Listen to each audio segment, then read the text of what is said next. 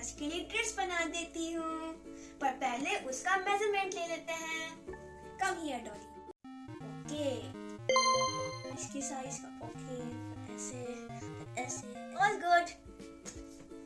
Bye bye, I will give you tomorrow. Okay, bye. Let's take measurement. अब हम लोग इसको काटेंगे।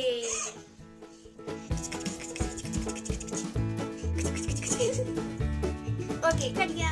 अब सिलाई मशीन लाते हैं एंड इसको सिलते हैं। ओ येलो थ्रेड लगा लेते हैं। गुड। अब सिलेंगे।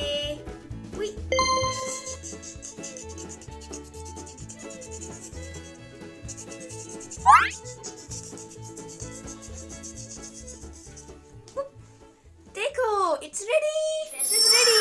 और देखो, यहाँ पे हम लोग का आयरन है। चलो इसको आयरन कर लेते हैं।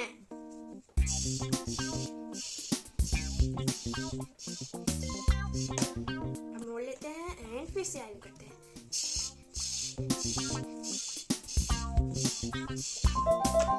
डन का हैंगर। इसको ऐसे डाल लेते हैं। देखो कितना सुंदर लग रहा है। हम अपने कस्टमर को दिखाते हैं। मुझे लगता है कस्टमर बहुत खुश होगा। चलो कस्टमर, कस्टमर, लुक, आपकी डॉली का ड्रेस रेडी है। You like it? Yeah, amazing. You like it? Yeah. Let's try it.